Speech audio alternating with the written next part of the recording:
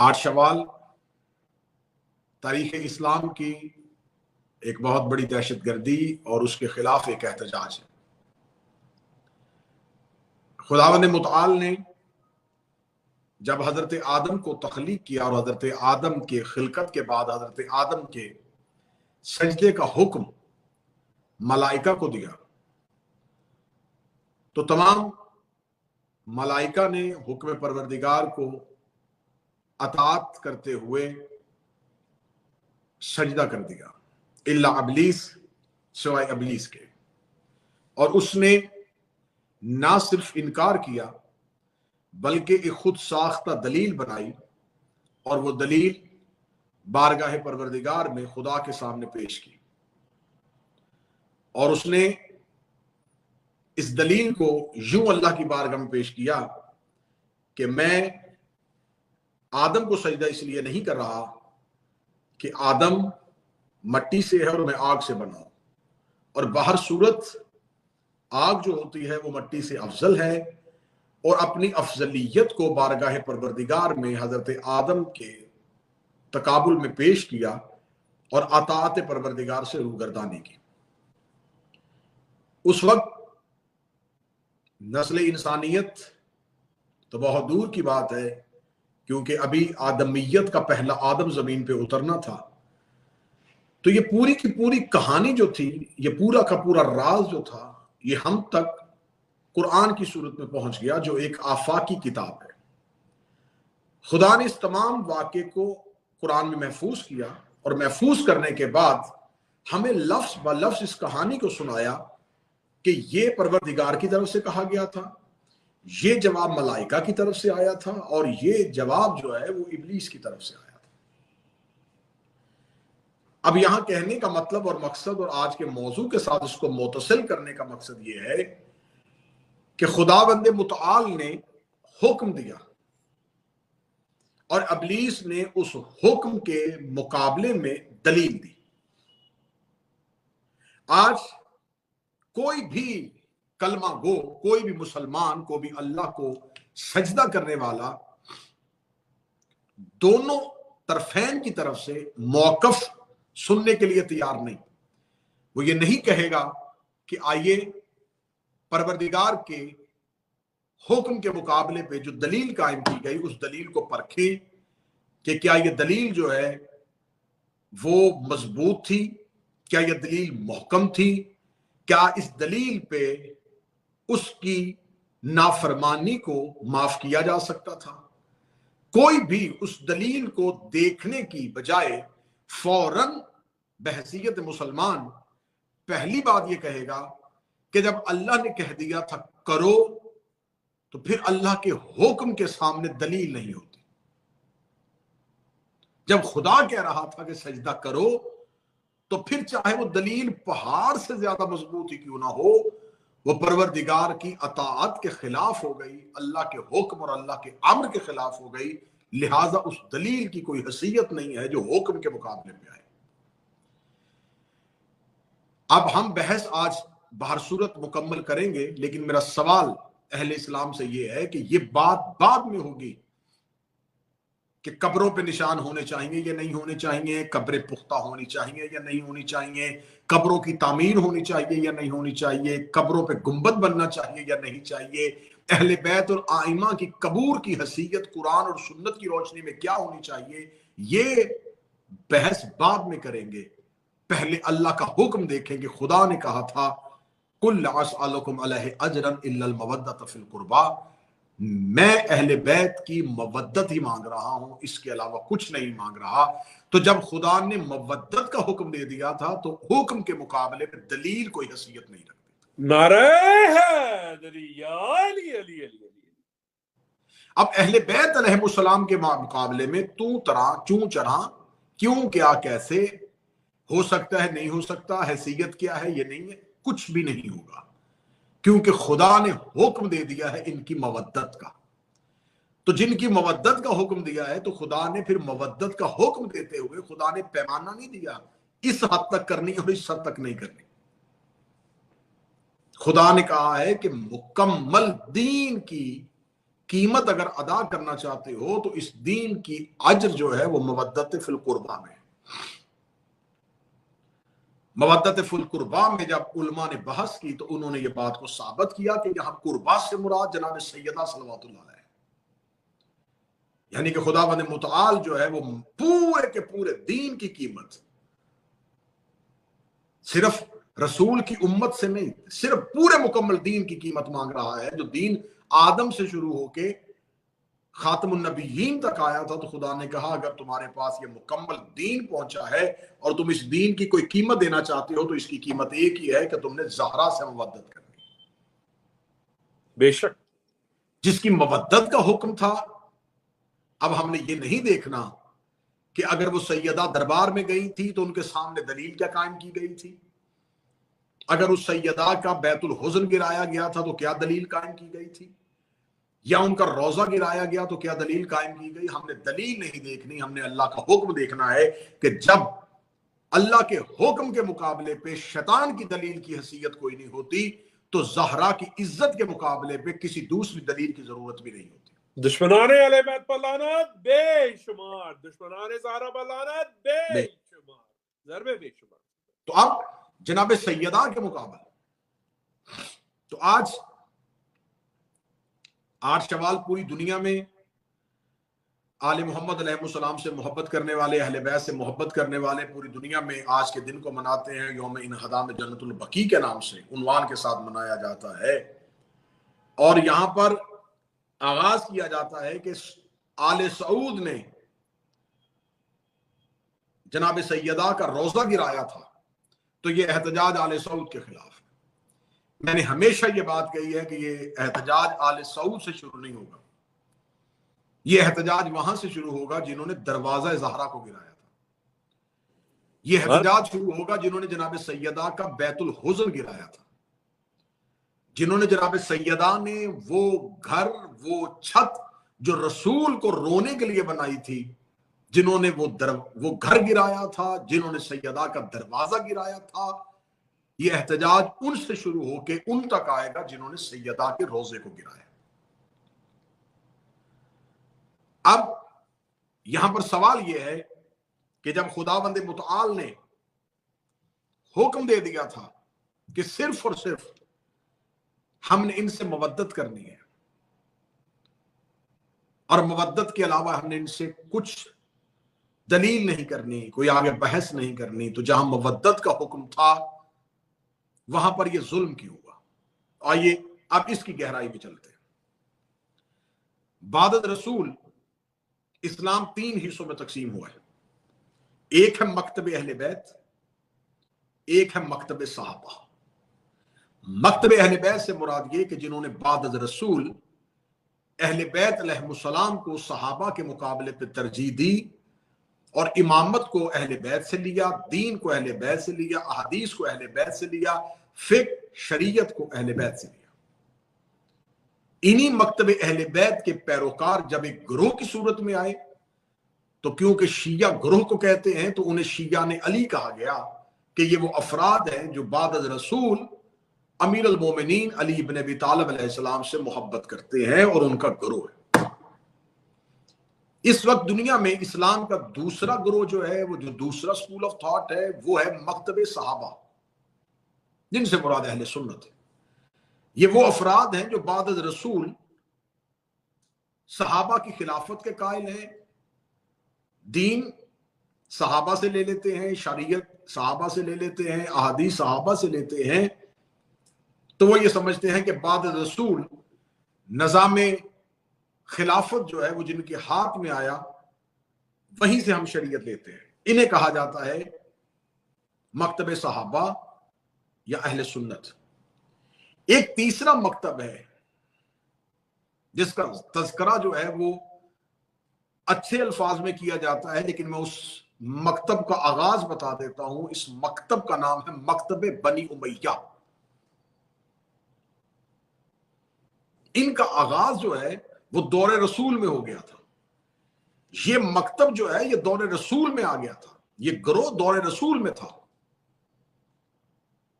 ये मक्का से रसूल के साथ इस्लाम ने जैसे जैसे इस्लाम की परवरिश हुई, जैसे जैसे इस्लाम ने परवान चढ़ना शुरू किया, वैसे वैसे ये मकतब भी इस्लाम के साथ चलता है। ये वही ग्रोह था जो बज़ाहिर तौर पे मक्का में मौजूद था, और मक्का में मौजूद होके ये रिसालत इमाम सल्लल्लाहु अलैहि वसल्लम से दुश्मनी करते थे। फतह मक्का पे इन्होंने बज़ाहिर कलमा पढ़ा, कलमा पढ़ के इस्लाम में दाखिल हुए, और इस्लाम में दाखिल होने के बाद फिर इन्होंने इस्लाम से दुश्मनी का आगाज कर दिया। अब इनके यहां अहले बैत से दुश्मनी आले मोहम्मद की वजह से नहीं, इस्लाम की वजह से थी। इनके दिलों में अली से दुश्मनी अली इब्ने अबी तालिब होने की वजह से नहीं, अली वलीउल्लाह की वजह से थी। इनकी दुश्मनी मोहम्मद इब्ने अब्दुल्लाह से नहीं, मोहम्मद रसूलुल्लाह से थी। ये निजाम इलाही के मुनकर थे, ये तौहीद के मुनकर थे, ये अल्लाह की वहदानियत के मुनकर थे, और जो जो खुदा के साथ मरबूत निजाम था उस तमाम निजाम का इनकार करने वाले लोग थे। बज़ाहिर मुसलमान हो गए, कलमा पढ़ लिया, और कलमा पढ़ने के बाद इस्लाम में दाखिल हो गए, और इस्लाम में दाखिल होने के बाद फिर इन्होंने अपनी मलूकियत, अपनी बादशाहत को कायम किया, और वही बादशाहत को लेकर इस्लाम में आ गए। दौरे रसूल में जो इस मकतब का सबसे बड़ा बानी था उसका नाम अबू सुफियान था। बाद अबू सुफियान जिसने इस मकतब को तहफ़्फ़ुज़ दिया वो मुआविया बिन अबू सुफियान था। लानत बेशुमार। ये लोग मौला अमीर अल मोमिनीन के मुकाबले पे आए, और मौला अमीर अल मोमिनीन के मुकाबले पे आके जंगे भी की। मुख्तलिफ जगहों पे ये मौला अली के मद्दे मुकाबल आपको तारीख में नजर आएंगे। अब मैं इस मकतब का आगाज आपको क्यों सुना रहा हूं कि मकतब बनी उमैया जो है, इनके दिल में जो दुश्मनी थी वो अल्लाह की दुश्मनी थी, फिर मोहम्मद रसूलुल्लाह की दुश्मनी थी, और फिर अली वलीउल्लाह की दुश्मनी थी। इस कदर दुश्मनी इनकी नस्लों में परवान चढ़ी, इस कदर दुश्मनी इनकी नस्लों में परवान चढ़ी कि आप खुलफाए बनी उमैया की जिंदगियां पढ़ के देख ले, उनकी मुकम्मल जिंदगी अहले बैत अलैहिस्सलाम की दुश्मनी में गुजरी। हत्ता कि अमीरुल मोमिनीन की शहादत के बाद, इमाम हसन की शहादत के बाद, हाकिम शाम के पास बैठे हुए एक शख्स ने कहा था कि अब तो अली भी शहीद हो गए, हसन भी शहीद हो गए, अब तुम्हें अहले बैत से दुश्मनी खत्म कर देनी चाहिए। अभी उस शख्स ने सवाल किया था या मुअज्जिन ने अजान दी। हाकिम शाम टेक लगा के बैठ गया, और टेक लगा के कहने लगा मैं कैसे दुश्मनी खत्म कर दूं, क्योंकि मेरे बाप का नाम तो अजान में नहीं लिया जा रहा, लेकिन मोहम्मद इब्ने अब्दुल्लाह का नाम अजान में लिया जा रहा है। तो ये चाहते थे कि आले मोहम्मद अलैहिस्सलाम के नाम और निशानात को खत्म करें। ये नाम और निशानात खत्म करने का आगाज बनी उमैया से हुआ था, मक्का से हुआ था, फिर हाकिम शाम की तरफ से हुआ। ये आगाज होते हुए इतना चला कि इसी अहले बैत अलैहिस्सलाम की दुश्मनी में, पहले मोहम्मद रसूलुल्लाह की दुश्मनी में इन्होंने बदर की, मोहम्मद रसूलुल्लाह की दुश्मनी में इन्होंने ओहद की, मोहम्मद रसूलुल्लाह की दुश्मनी में ये जंगे करते रहे। जब फतेह मक्का पे कलमा पढ़ लिया तो फिर अब मोहम्मद रसूलुल्लाह से दुश्मनी कन्वर्ट होकर अली वलीउल्लाह पे आ गई। जब अली वलीउल्लाह पे दुश्मनी आई तो फिर उन्होंने अली वलीउल्लाह के मुकाबले पे जमल, अली वलीउल्लाह के मुकाबले पे सफीन, अली वलीउल्लाह के मुकाबले पे नहरवान ली। शहादत अमीर अल मोमिनीन, शहादत हजरत इमाम हसन, शहादत सैयदा, दरवाजा रसूल का जलना, ये तमाम चीजें जो हैं इनके पीछे यही मकतब जो था वो कार फरमा था। इसी मकतब के साथ जुड़े हुए अफराद कार फरमा था। अब बुनियादी मकसद क्या था? अहले बैत अलैहिस्सलाम के नाम और माज़अल्लाह उनके निशानात को खत्म करना। इसी खुलफाए बनी उमैया में एक जालिम से बढ़ के जालिम अफराद इसमें आते गए। इन्हीं खुलफा में से एक खलीफा आया है जिसका नाम था उमर बिन अब्दुल अजीज, जो बज़ाहिर बनी उमैया के खुलफा में से एक मुस्बत किरदार का हामिल इंसान था। उसके भी मुस्बत किरदार के हामिल होने में मुख्तलिफ किस्म के वाक़यात मिलते हैं। उसमें से एक मौसर तरीन वाक़या यह है कि उसका उस्ताद जो था वह अहले बैत अलैहिस्सलाम से मोहब्बत करने वाला था और मकतब बनी उमैया के यहाँ अमीर अल मोमिनीन अली इब्न अबी तालिब से मिंबरों पे सबो शतम किया जाता था, गाली बकी जाती थी। मौला अमीर अल मोमिनीन पे खुल्लम खुल्ला नफरीन और तबर्रा किया जाता था। ये पूरे के पूरे इस दौर में चलता आया, पूरा मकतब बनी उमैया का दौर अमीर अल मोमिनीन के खिलाफ। ये जो एक तहरीक थी कि नमाज जुमा के खुतबों में अमीर अल मोमिनीन को बुरा भला कहना, इस तमाम तहरीक को पूरी की पूरी बनी उमैया ने नस्ल दर नस्ल चलाया। उमर बिन अब्दुल अजीज के पास इसका उस्ताद था, तो उसने इसको ये बात कही। उसने कहा कि बदर के लोगों का, बदर के मकतूलीन का क्या गुनाह है कि उन्हें बुरा कहा जाए। तो उमर बिन अब्दुल अजीज ने कहा कि यकीनन बदर के मकतूलीन को बुरा नहीं कहना चाहिए, शोहदाए बदर को बुरा नहीं कहना चाहिए। उसने कहा अगर बदर के मकतूलीन को बुरा नहीं कहना चाहिए तो फिर उन लोगों को जिन्होंने बदर में शिरकत की, जो अहले बदर थे, उन्हें बुरा कहना चाहिए, जिन्होंने इस्लाम की तरफ से जंग की। उसने कहा तुम क्या कहना चाहते? उसने कहा तुम नहीं जानते कि अली फातेह बद्र ओहद है। इसके जहन में ये बात आ गई। इसे वहीं बैठे बैठे इसके खलीफा बनने का दूर दूर तक कोई चांस नहीं था, क्योंकि इसका बाप जो था वो भी खिलाफत में नहीं था। लेकिन इसने वहीं बैठे बैठे ये इरादा किया कि अगर खिलाफत कभी मेरे पास आए तो मैं ये वादा करता हूं कि अमीर अल मोमिनीन अली इब्न अबी तालिब के खिलाफ इस तहरीक को मैं खत्म करूंगा। अल्लाह का ये मसलहत थी, हिकमत परवरदिगार थी कि खिलाफत उमर बिन अब्दुल अजीज के पास आई। अब अगर ये ज़ाहरी तौर पे जो एक नस्ल दर नस्ल इतने सालों से चला रहा था, अगर उसको ये अपनी खिलाफत के पहले ही दिन खत्म करता तो उसके खिलाफ एक बड़ी आवाज उठ जाती है। लेकिन इसके लिए उसको कोई मजबूत सहारा चाहिए था। उसके लिए फिर इसने एक बहाना तराशा, इसने एक यहूदी को तैयार किया कि जब मैं दरबार में बैठा हूं और दरबार में उलमा बैठे हों तो तुमने आके मुझसे कहना है कि मैं अपने लिए आपसे आपकी बेटी का रिश्ता चाहता हूं।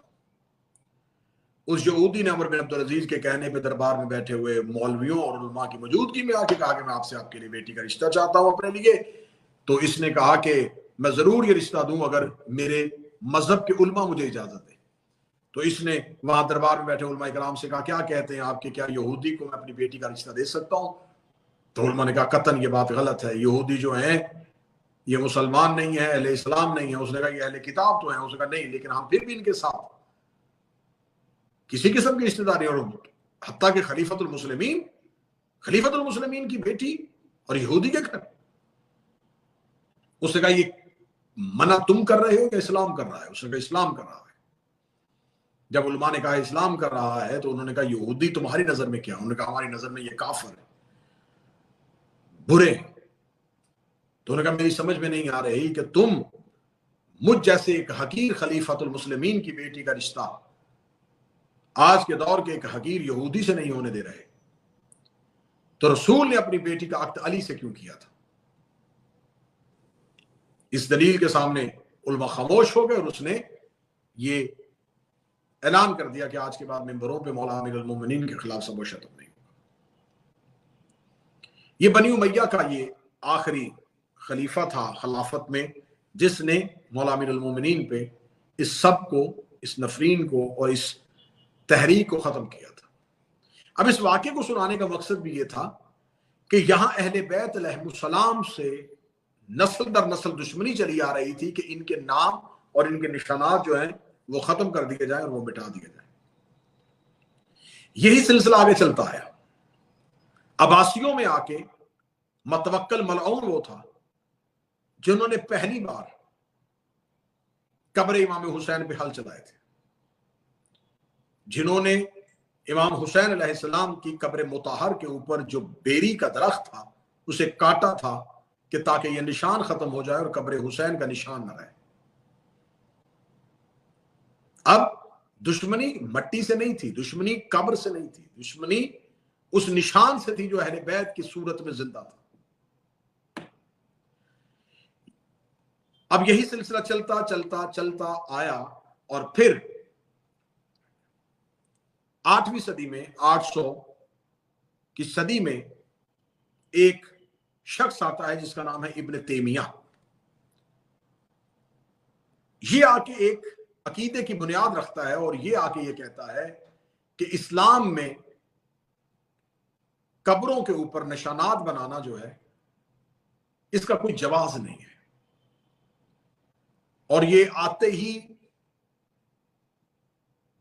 इस की तरवीज करता है, इस अकीदे को फैलाने की कोशिश करता है। और ये पहला शख्स था इब्न तैमिया जिसने कब्रों के निशानात जो थे उनका जवाज ना होने की दलीलें इकट्ठी की और कहा कि कब्रों के ऊपर निशानात नहीं होनी चाहिए, कब्रें पुख्ता नहीं होनी चाहिए। ये सब कुछ कब्रों के लिए नहीं था, ये सब कुछ पीछे एक मुकम्मल इस्तेमारी ताकत थी जो पीछे थी।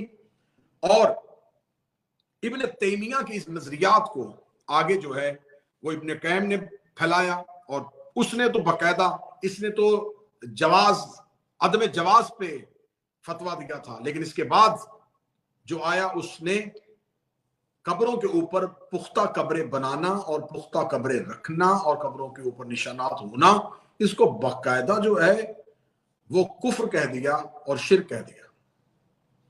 इन्हीं के नजरियात आगे चलते हुए फिर मोहम्मद इब्ने अब्दुल वहाब नामी एक शख्स आया जिसने इनके तमाम नजरियात को लिया और नजरियात को लेके उसके साथ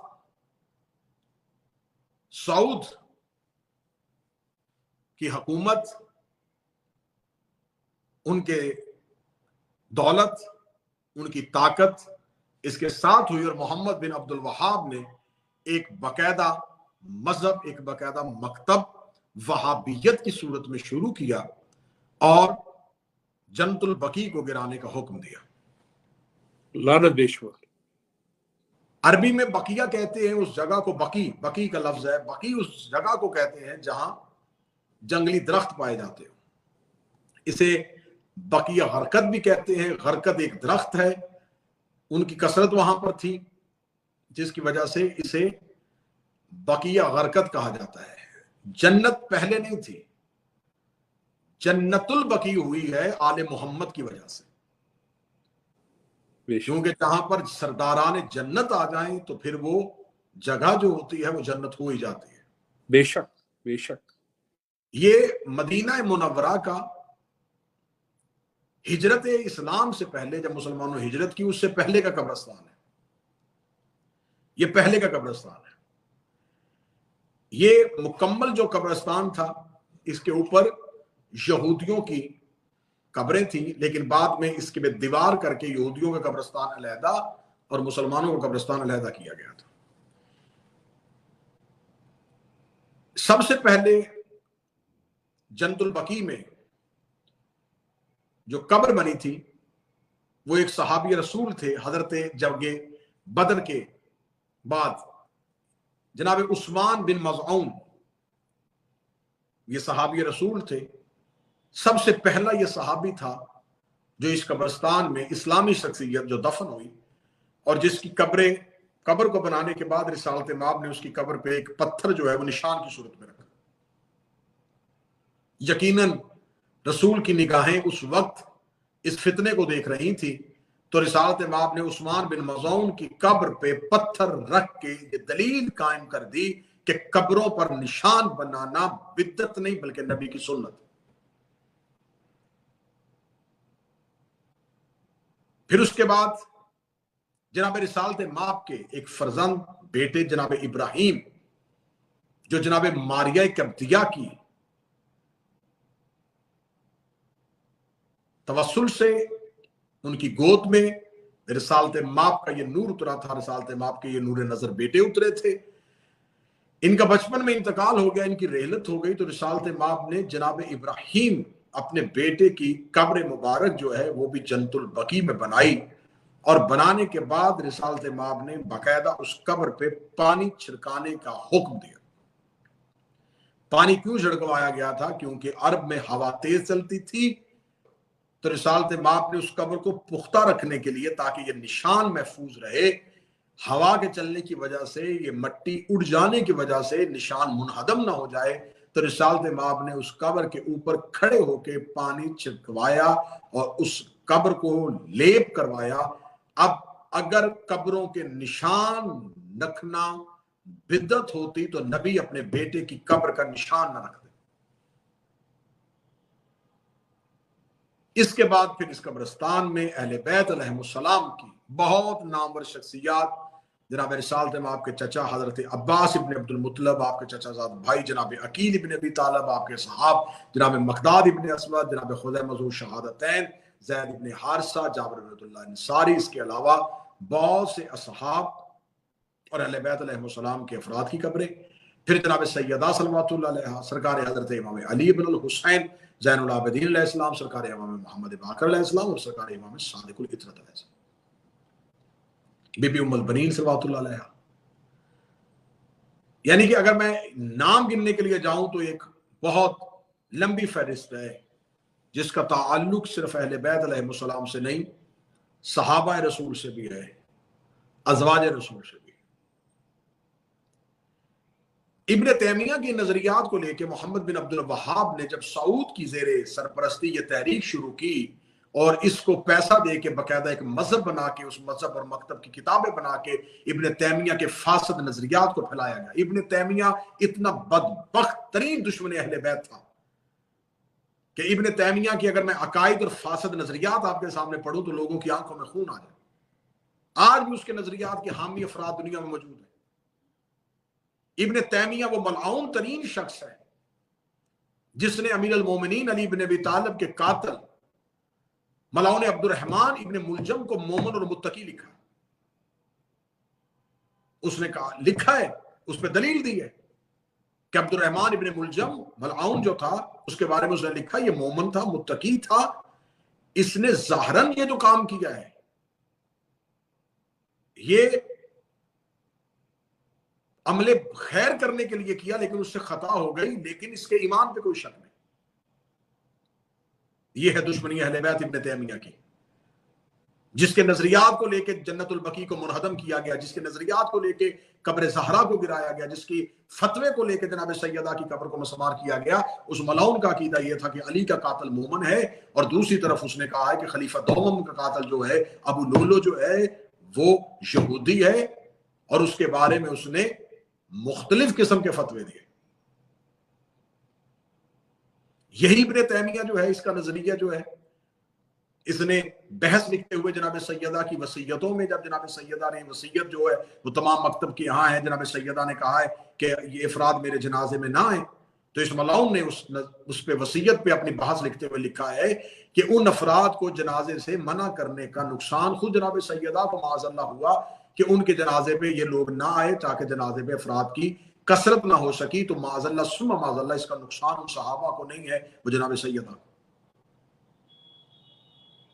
मेरी जुबान पे ये अल्फाज इसलिए आ रहे हैं ताकि मैं अहबाब को, अहले सुन्नत भी सुनने वालों को, जिन्होंने अभी तक पढ़ाई नहीं है कि ये नजरिया दिए किसने थे, ये इतना बड़ा मलआउन शख्स था, इसके दिल में इतनी दुश्मनी अहले बैत थी कि इस मलआउन ने यहां तक लिखा, उसे जनाबे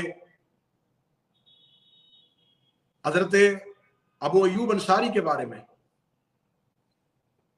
बकवासात लिखी। सहाबा इकराम में से बहुत सी जय्यद शख्सियात जो अहले बैत अलैहिस्सलाम से मोहब्बत करती थी, उनके बारे में बहुत सी लगवियात लिखी। तो लिहाजा ऐसे शख्स जिसके तहरीर में नजर आ रहा है कि अहले बैत अलैहिस्सलाम से दुश्मनी कूट कूट के भरी हुई है, और उसने यहां पर दलील किस बात से दी, उसके नजरियात को जहां मोहम्मद बिन अब्दुल वहाब ने इकट्ठा किया। मोहम्मद बिन अब्दुल वहाब के पास जो नजरिया है, वो नजरिया मेरे अहले सुन्नत दोस्त अगर सुन रहे हैं, या जो अहले हक सुनना चाहते हैं, जो अहले हक तक पहुंचना चाहते हैं, मोहम्मद बिन अब्दुल वहाब ने जो नजरिया दिया उसमें उसने एक दलील दी, उसमें एक दलील, एक हदीस दी कि रिसालत इमाम सल्लल्लाहु अलैहि वसल्लम ने कहा कि जाओ, और एक शख्स को भेजा कि जाओ जाके कब्रों को गिरा दो, और कोई भी कब्र जो है वो जमीन से ऊंची नजर ना आए, और कोई भी तस्वीर जो मिले तो उसे खराब कर देना। एक ये खुद साख्ता हदीस को लेके, और ये हदीस अगर इस पे जरह की जाए, इसके रावियों को परखा जाए तो इस हदीस में सिवाय झूठ के कुछ नहीं मिलेगा। अब अगर एक हदीस का, एक झूठी हदीस का सहारा लेके जो बनी उमैया की फैक्ट्रियों में तैयार हुई हदीस से, उन हदीस को लेके कह दिया जाए कि कब्रों पे जाना जायज नहीं है, अहले बैत अलैहिस्सलाम के साथ या रसूल अल्लाह मदद या अली मदद कहना जायज नहीं है, तो मेरा उन तौहीद परस्त लोगों से ये सवाल है कि तुम्हें कब्रों पे पत्थर अच्छा नहीं लगता तो खाना काबा की दीवार के साथ लगे हुए हजर अस्वद को क्यों चूमते हो? अगर तुम्हें पत्थरों से इतनी दुश्मनी है, तुम्हें कब्र ज़हरा पे निशान अच्छा नहीं लगता था, तो हजर अस्वद की तारीख क्या है? कहते हैं उसे निस्बत हो गई। जिस पत्थर को निस्बत हो जाए उसे तुम खाना काबा के बाहर रख के चूम सकते हो। तो अगर कोई गुंबद अहले बैत की कब्रों के ऊपर बना हो तो वह शिर्क कैसे हो सकता? लिहाजा पहली बार 1220 हिजरी में इन कब्रों को मुनहदम करने का फतवा दिया गया। फिर उसके बाद 1344 में दोबारा जन्नतुल बकी को गिराया गया और 3 दफा बार बार जन्नतुल बकी को, कब्रों को गिराया गया। और सिर्फ जन्नतुल बकी मदीना तक नहीं, अहले इस्लाम से मेरी गुजारिश है कि आज 8 शवाल सिर्फ इन मलऊनीन ने, मोहम्मद बिन अब्दुल वहाब के नजरियात के हामिल लोगों ने, आले सऊद ने, इन्होंने सिर्फ जन्नतुल बकी नहीं, इन्होंने मक्का में रसूल की ज़ौजा हजरत खदीजा बिन्त खवैलद, जो मोमिनों की मां नहीं है, मासूमीन की मां है, उनकी कब्र मुबारक को गिराया। हजरत अब्दुल मुत्तलिब की कब्र मुबारक को गिराया। इससे आगे अगर आपका कलेजा सुनने के लिए तैयार हो मेरे अहले सुन्नत भाइयों, इन्होंने अबवा के मकाम पे जाके हजरत आमना रसूल की मां की कब्र को गिराया। इन्होंने रिसालत माब सल्लल्लाहु अलैहि वसल्लम के दौर के वो तमाम निशानात जो अहले बैत अलैहिस्सलाम के साथ मुंसलिक थे, उन तमाम निशानात को मिटाया गया। लेकिन शायद ये नहीं समझे कि जब अबरहा खाना काबा को गिराने के लिए आया था तो क्या कहा था हजरत अब्दुल मुत्तलिब ने कि मेरे ऊंट मुझे वापस करो, ये घर का वारिस कोई है। हमारा काम एहतजाज करना है, लेकिन ये ज़हन में रखना कि इन कब्रों का कोई वारिस है।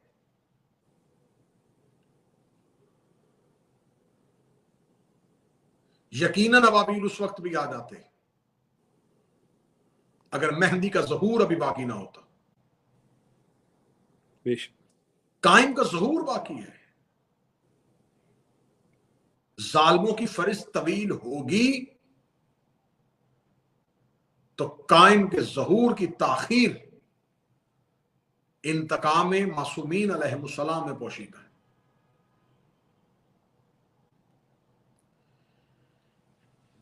जब बकी की कब्रों को गिराया गया तो इसके बाद बहुत सी तहरीकें जो हैं वो इस बारे में चली, बहुत से किताबें इस बारे में लिखी गई। लेकिन अगर कब्रों पर तामीरात जायज नहीं थी तो रिसालत माब ज़ाहरी तौर पर दुनिया में गए 11 हिजरी को। इब्ने तैमिया जो है उसका मतवफ़ा है 708 हिजरी। उसके बाद उसका जो शागिर्द था इब्ने कैम, वो मतवफ़ा है 751।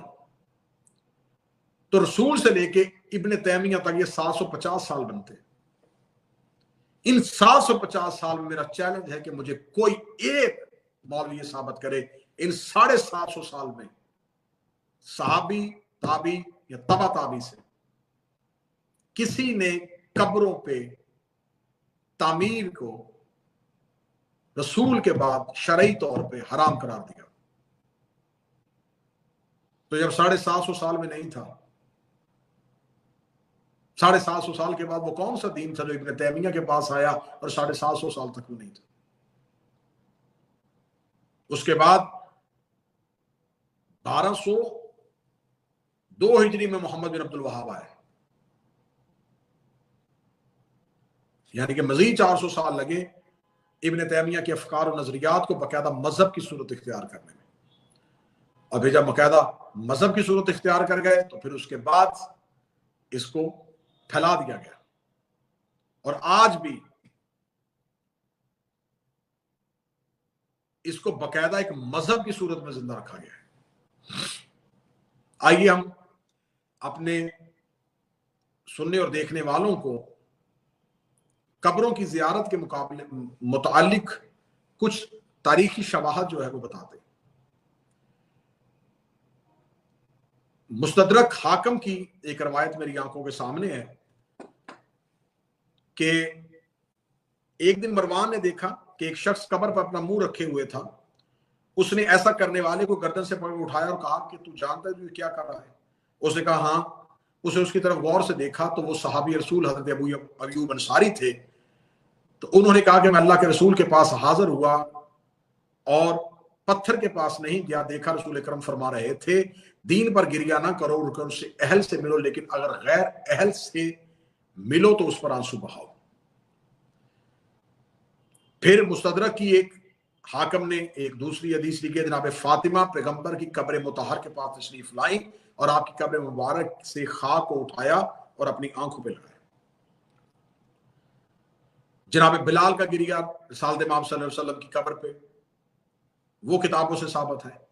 अब्दुल्ला बिन अबी मलैका से रवायत है कि एक दिन आयशा कब्रिस्तान से आई तो मैंने उनसे कहा उम्मुल मोमिनीन आप कहां से आ रही हैं? तो उन्होंने कहा मैं अपने भाई अब्दुर्रहमान की कब्र से आ रही हूं। तो मैंने पूछा कि पैगंबर ने कब्रों की जियारत करने से मना नहीं फरमाया? तो उन्होंने कहा हाँ, आप कब्रों की जियारत से मना करते थे लेकिन बाद में आपने इसका हुक्म दे दिया था। अब सैकड़ों दलाइल मेरी आंखों के सामने हैं जो अहादीस पैगंबर से, सीरत सहाबा से साबित है। लेकिन सवाल फिर यहां पे वही खड़ा है कि यहां कब्रों पे जाने की इजाजत ममानियत से कोई मसला नहीं है।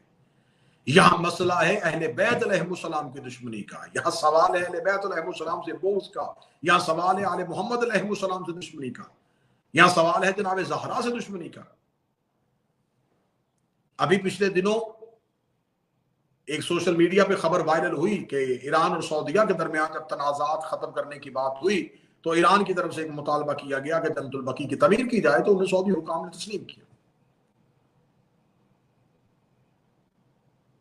अगर ये तमाम मुतालबा तस्लीम कर लिए जाते हैं और अल्लाह करे कि दुनिया का जैसे ग्लोबल वार्मिंग हो रही है, जिस तरीके से फासले सिमट रहे हैं, जिस तरीके से मौसमियाती तब्दीलियां, खित्तों की तब्दीलियां, मुआशी तब्दीलियां, इक्तसादी तब्दीलियां दुनिया में नजर आ रही हैं और ये सारी तब्दीलियां इस बात पे गवाह हैं कि किसी के कदमों की आहट महसूस की जा रही है। बेशक किबला, माशाअल्लाह, किसी के चलने के निशानात करीब आ रहे हैं। जैसे कि हम वक्त के इमाम के मुंतजिर हैं, उस तरीके से जैसे 12वें के इंतजार की हमें ख्वाहिश है, वैसे ही एक ग्रोह वो है जिसे 12वें के इंतकाम का खौफ भी है। बेशक। ये मुतालबा किस बुनियाद पे हुआ था, इस मुतालबे के पीछे कौन सी वजूहात थी, क्या हो सकता है क्या नहीं हो सकता, इस पे बहस नहीं है। सवाल यह है कि अगर ये सब कुछ हो जाता है तो फिर क्या वो तमाम साल जो 100 साल गुजर गया सैयदा की कब्र को मुनहदम करने, वो 100 साल में जो नस्लें गुजरी हैं, उन नस्लों का जवाब क्या है? उन नस्लों का हिसाब क्या है? मोहसिन नकवी ने कहा था, खाके मदीना तेरे जर्रों पे अभी तक हम बिन्ते पैगंबर की लहद ढूंढ रहे हैं। ये तो यकीनन हिकमत परवरदिगार थी और मसलहत खुदाबंदी थी। कि जनाब सैयदा की कब्र के निशान को मिटा दिया गया। यकीनी किसी के पास भी कोई ऐसी रवायत नहीं है कि जनाब सैयदा की कब्र कहां है। इससे बढ़ के अमीरुल मोमिनीन का मुसाहिब नहीं हो सकता कि वो अमीरुल मोमिनीन जिसने इस्लाम को बचाने में अपना अहम किरदार अदा किया था, बाद रसूल सली पे इतनी गुर्बत आई कि उसे ज़हरा की कब्र का निशान मिटाना पड़ा।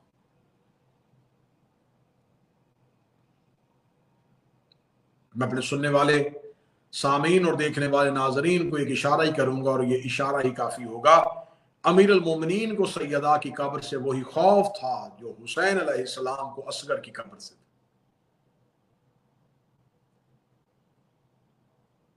क्योंकि मरने के बाद भी कब्रों से दुश्मनियां लेना इनका पुराना शेवा है।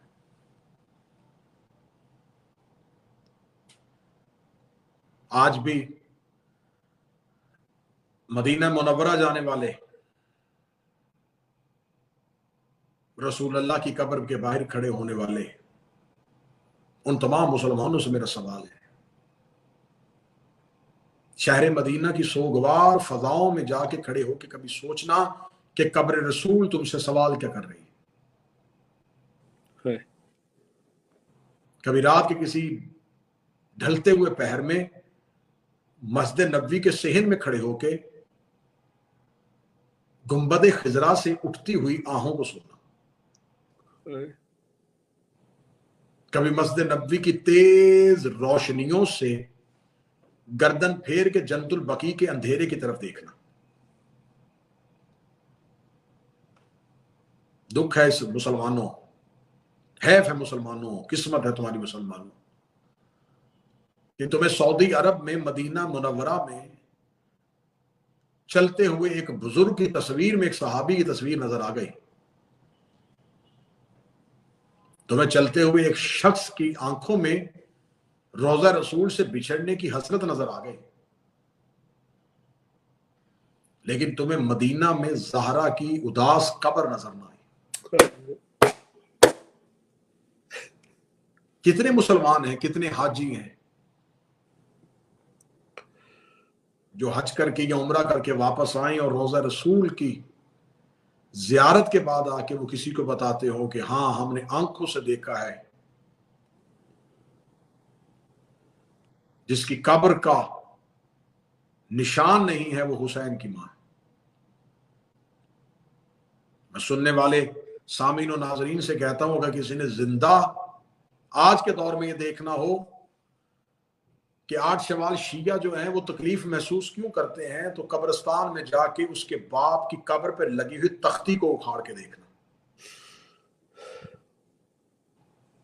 आज गरीब से गरीब की बाप और बेटे की कब्र की कोई तख्ती उतार दे तो वो मारने पे आ जाए। चंद दिन बारिशें तेज हों तो बारिशों के थमने के बाद लोग कब्रिस्तानों का रुख करते हैं कि बारिशें तेज थी, जाएं अपने प्यारों की कब्र देखें, कहीं कोई कब्र बैठ ना गई हो, कहीं कोई कब्र मुनहदम ना हो गई हो। तुम्हें अपने प्यारों की कब्रों का इतना खौफ है तो क्या मोहम्मद को अपनी बेटी की कोई परवाह नहीं? क्या रोजा रसूल की रोशनियों में जनाब मोहम्मद मुस्तफ़ा अपनी बेटी की गुर्बत का और कब्र की अंधेरा नहीं देख रहे होंगे?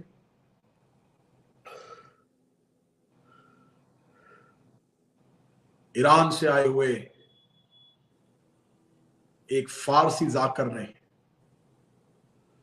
कब्र ज़हरा पे खड़े होके आहिस्ता सी आवाज में नोहा पढ़ते हुए, उसका नोहा बड़ा मशहूर हुआ था। उसे जन्नतुल बकी की दीवार के साथ खड़े होकर नोहा पढ़ते हुए रोजा रसूल की तरफ देखा और कब्र रसूल की तरफ देख के उसने कहा, या रसूल अल्लाह, मैं ईरान से आया था कि मैं तेरी कब्र की जियारत करूंगा, मैं ईरान से आया था मैं तेरे रोजे की जाली को चूमूंगा, लेकिन या रसूल अल्लाह मुझे माफ कर देना, अपनी कब्र की रोशनियां देख, बेटी की कब्र का अंधेरा देख। फिर उसने वहीं पे खड़े होके कहा था, उसने हाथ बांध के कहा था, या रसूल अल्लाह आपका एक बेटा हमारे ईरान आया था, कभी मशहद आके देख, हमने तेरे रजा का रोजा कितनी मोहब्बतों से बनाया हुआ है। या रसूल अल्लाह काश तेरी ये बेटी ईरान आ जाती, हम बेटियों की चादरें बेच देते, लेकिन तेरी बेटी की कब्र को उदास न रहने दे।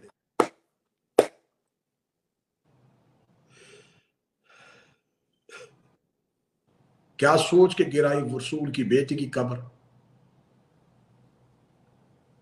ये सोच के गिराई कि जिसका दरवाजा गिरा और अली खामोश रहा, जिसका पहलू जख्मी रहा और हुसैन खामोश रहे, जिसका चेहरा जख्मी हुआ और बेटे खामोश रहे, उसकी कब्र गिरा देंगे तो औलाद ज़हरा खामोश रहेगी। लेकिन याद रखना, कब्जा तलवार पे पेशानी रख के एक फातिमा का बेटा आज भी हसरत की नजर से बकी की तरफ देख रहा है। आज भी आप गैबत की किताबें उठा के देखें, किताबें कहती हैं करबला से ज्यादा गिरिया करता है 12वां बकिया में जाके। ज़ियारत नाहिया उठा के देखो, जन्नतुल बकी में शिकस्ता कब्रों पे बैठ के कहता है, मेरे अल्लाह, क्योंकि हुसैन 13 जरबों से मारे गए थे, अली के सर पे एक जरब लगी थी, मूसा काज़म को 14 साल कैद रखा था, अली की बेटी को शाम में नंगे सर फहराया गया था, लेकिन आज जाके देखो जिन पे जुल्म किताबों में नजर आता है, हुसैन 13 जरबों से मारे गए, हसन अली के सर पे जरब लगी थी। आज किताबों में बताया जाता है कि सैयदा ज़ैनब सल्लल्लाहु अलैहा को शाम के बाजारों में फिराया गया था। आज किताबें कहती हैं कि सैयदा सकीना को जनाब सैयदुल साजिदीन ने कब्रिस्तान मुसाफिरा में दफन किया था। आज किताबें कहती हैं इमाम मूसा काज़म 14 साल कैद रहे थे। आज किताबें कहती हैं अली नकी का कैद खाना बड़ा तंग था। आज किताबें कहती हैं कि मोहम्मद तकी की शहादत बड़ी गुर्बत में हुई थी। आज किताबें कहती हैं कि तूस में जाके इमाम रजा को जहर दे दी गई थी। किताबों से रवायत पढ़ने वाला जब किताबों से आले मोहम्मद की गुर्बत पढ़ता है, गुर्बत पढ़ने के बाद वो करबला जाता है, हुसैन की कब्र पे चांदी की जर्री, हुसैन के रोजे पे सोने के दरवाजे, वो शाम जाता है, अली की बेटी का सोने का गुंबद, सकीना बिनतुल हुसैन की चांदी की जर्री, वो 14 साल कैद पढ़ने के बाद काज़मैन जाता है, तो इमाम मूसा काज़म का खूबसूरत हरम, इमाम नकी का खूबसूरत हरम, ये तमाम मौजूदा हरम उनके उस दौर की गुर्बत पे पोशीदगी करते हुए गवाही दे रहे हैं कि आज मानने वालों ने कब्रों को आबाद कर दिया। आज हुसैन की कब्र सलामत, आज नजफ में अली की कब्र सलामत। हाय गुर्बत ज़हरा, जिसका गया था, जिसका पहलू शहीद किया गया था, जिसका मौसल मारा गया था, दुश्मनी अभी भी खत्म नहीं हुई। आज भी सैयदा की कब्र पे जाकर देखो, 4 बेटों की कब्रें पांव पे, माँ की कब्र सरहाने, ऐसे लगता है जैसे कोई गरीब माँ अपने 4 यतीम छुपा के बैठी है। ऐसे लगता है कि एक शिकस्ता माँ फरियाद कर रही है कोई जो मेरे बेटों को देखे। आज भी 12वां करबला में जाके वो गिरिया नहीं करता, आज भी 12वां रोजा अब्बास में जाके गिरिया नहीं करता, लेकिन मेरा 12वां जब जन्नतुल बकी जाता है तो जन्नतुल बकी में जाके दादी की कब्र पे खड़े होके कहता है, ए मेरे अल्लाह मुझे इज़्न ज़हूर दे, मैं इस शिकस्ता कब्र का इंतकाम लूं, मैं इन टूटी हुई पसलियों का इंतकाम लूं, मैं इन टूटी हुई उंगलियों का हिसाब लूं। अल्लाहुम्मा जल्ल वलियकल फरज, अल्लाहुम्मा जल्ल वलियकल फरज, अल्लाहुम्मा जल्ल वलियकल फरज। मेरे आका और मौला के ज़हूर में ताजील फरमाए, ताकि कब्रों का वारिस आए, जन्नतुल बकी की असल तमीर हो सके, हकीकी कब्र ज़हरा जाहिर हो सके, हकीकी कब्र सैयदा जाहिर हो सके। हमको जनाब सैयदा की हकीकी कब्र से हमारी आंखों को मुनव्वर फरमाए। मेरे आका और मौला आले सऊद को तबाह बर्बाद करे, दुश्मन आले अहले बैत को तबाह बर्बाद करे।